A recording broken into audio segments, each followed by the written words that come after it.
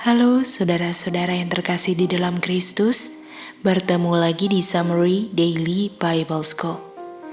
Dan summary kita kali ini kita akan membahas tentang Saya tidak pernah mengenal kamu. Seperti yang kita sudah pelajari tentang pengertian probation, kematian Kristuslah yang membuat kita ada kesempatan untuk hidup, dan kesempatan kehidupan inilah yang kita dapat gunakan untuk memperoleh kehidupan kekal yang mana Adam dan Hawa gagal dalam ujian pertama mereka. Jadi, kesempatan untuk memperoleh kehidupan kekal sudah pasti, tetapi kehidupan kekalnya belum pasti.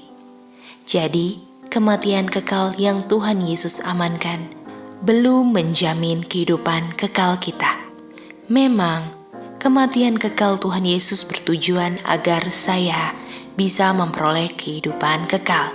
Tetapi itu belum cukup, karena tergantung dari saya waktu dikasih kehidupan probation itu, apa pilihan saya dalam probation.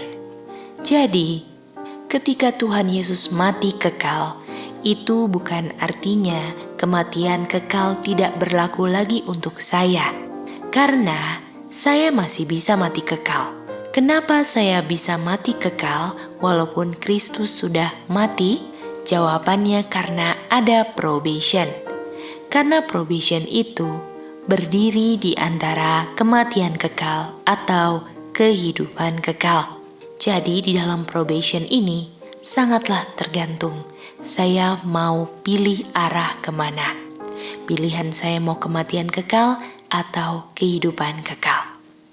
Kalau tidak ada probation, antara kematian kekal itu langsung berlaku untuk kita, atau tidak berlaku langsung kematian kekal tapi pasti mati kekalnya.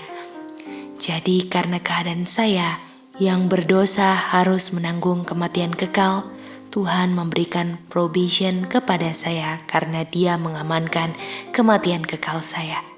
Jadi saya mau pilih kemana? Kalau saya dalam probation ini tidak mau pilih untuk kehidupan kekal, artinya benefit saya ketika hidup dalam probation ini hanyalah hidup sementara saja. Jadi jangan buang-buang waktu kita dalam probation ini. Biarlah kita tidak pernah menyia-nyiakan setiap kebenaran yang sudah terungkap dalam kehidupan kita. Mari kita lihat Matius 7 ayat 23. Tuhan katakan kepada orang yang berkata, saya sudah mengusir setan, saya sudah melakukan perbuatan baik. Tapi di ayat 23 Tuhan tidak mengenal dia. Jadi pertanyaannya adalah kenapa Tuhan tidak mengenal dia? Jadi kalau Tuhan tidak mengenal orang ini, itu pengertiannya secara spiritual. Mari kita ambil contoh. Apa pengertian dari tidak mengenal? Jadi ketika saya jalan di depan cermin, harusnya kan saya melihat diri saya sendiri. Ketika saya menatap cermin dan saya lihat bukan saya, artinya saya akan katakan, saya tidak mengenal engkau. Artinya untuk bilang tidak kenal, artinya tidak mengenal karena tidak memantulkan yang bilang saya tidak kenal. Jadi yang saya lihat di cermin itu bukan saya. Itulah arti kata saya tidak mengenal. Pertanyaannya kalau dia sudah kenal, apa yang dia akan buat? Waktu dia bilang dia mengenal saya, itu adalah di saat Michael stand up. Karena waktu duduk, dia akan duduk seperti pemurni dan pentahir perak. Dia akan memurnikan orang-orang Lewi dan memurnikan mereka seperti emas. Terdapat di ayat Maleakhi 3 ayat 3. Jadi, waktu dia duduk, dia melihat siapa yang memantulkan karakternya. Dan dia bekerja untuk membuat orang-orang bisa memantulkan karakternya. Sama seperti pemurni emas. Seorang pemurni emas akan duduk untuk memurnikan emas dari kekotorannya.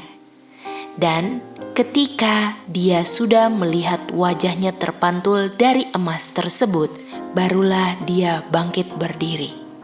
Ketika Tuhan sudah melihat siapa yang memantulkan karakternya, disitulah ketika Michael stand up di Daniel 12 ayat 1. Jadi, sekarang di probation ini, Tuhan sedang memurnikan hal-hal kotor kita. Di dalam 1 Petrus 1 ayat 7, Tuhan menggunakan trial and tribulation untuk membakar hal-hal yang bersifat daging. Karakter kedagingan kita yang kotor haruslah dibakar. Dan ketika terjadi pembakaran, apa yang tidak pernah terbakar? Yaitu emas murni. Dan emas murni ini adalah lambang daripada iman. Ingat, di Lukas 18 ayat 8, Tuhan datang mencari iman. Dan Tuhan gunakan trial and tribulation, atau ujian-ujian dan pencobaan dalam hidup kita untuk dapat memurnikan kita. Bagian kita sekarang adalah, marilah dalam trial and tribulation kita tidak mengeluh. Kita biarlah tetap bersuka cita karena kita tahu bahwa Tuhan sedang memurnikan kita.